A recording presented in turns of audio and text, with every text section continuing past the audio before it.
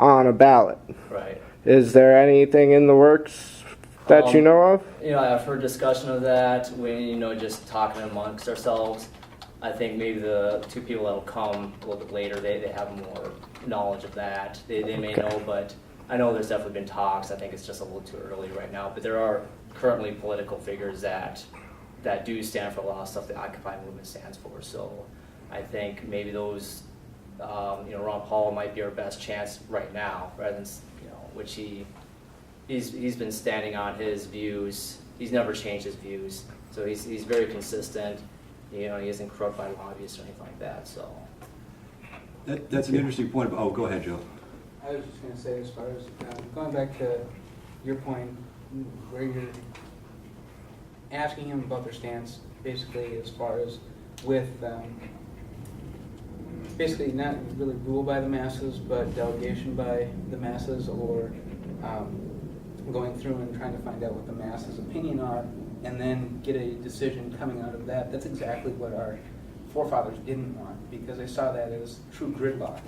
I mean, that's why they put in representatives. That's why they put in, systems to actually elect people. So it wasn't just mob rule, as what we'd call that at that point. It comes down to delegations and legislatures and senates to help facilitate and speed up the process. If we're trying to bypass that by actually slowing down the system, aren't we being counterproductive? I could let you. Do you want to respond to that? I have a couple of comments I'd like to make, but go ahead since you. yeah, time. Definitely the system is already set up for. I do kind of see your point. I don't know what the future really holds for where we're going to move this movement. I hope that we get some sort of leadership as far as representatives to be spokespeople of the movement. Right now, I think as a whole, they just see it as a way for everyone to be heard.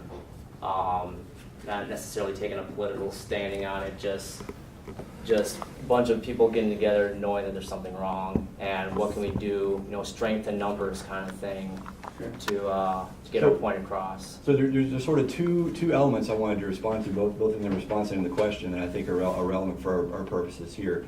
The first one is, if you trace back to the initial origins of the question about rule of the majority directly versus going through a political process, if you contrast the Occupy, just focus on the United States portion for a moment, and you contrast the Occupy Wall Street, Occupy Minnesota movements going on in the United States with, say, protests going on in Egypt, where the consensus of the crowds was not to work through the political system, but to abolish it and replace it, which in fact happened with the support of the military. So I haven't heard anywhere from any Occupy protesters here in the States that they want to, and maybe some have, correct me if I'm wrong, but I don't think the goal is to do away with the political system per se.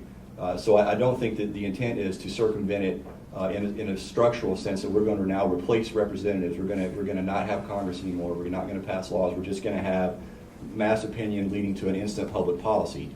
I don't think that's the goal, but or is that wrong? Is that the goal? No, we're not looking to change the system, but we need to get the money out of politics. Okay. And the corruption out of it.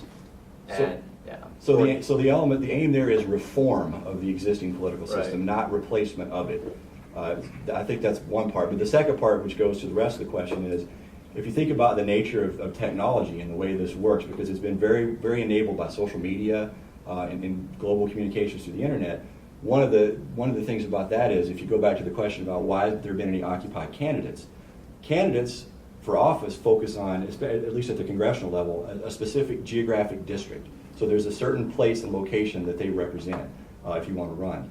The movement Occupy, which has gone global, sort of transcends boundaries so quickly that I think that you might be hard pressed to find someone who could focus that on one particular congressional district. Like, say, the 2nd congressional district here in Minnesota, whereas our message is sort of beyond that. So that may be one reason why there hasn't been the candidates for office, the technology angle. So, and that's another enabler, which our founders absolutely did not anticipate. They never anticipated that many people in that many different places could communicate so fast and in such a way as that the internet provides. So that may be part of it, is just the nature of how technology has changed since our Constitution was written.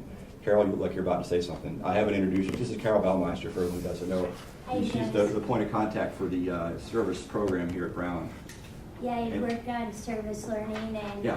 I didn't mean to, I don't want to interrupt you. We just have to call in the other speakers Okay. at 6:30. Do you have their so- numbers? Because I Yes.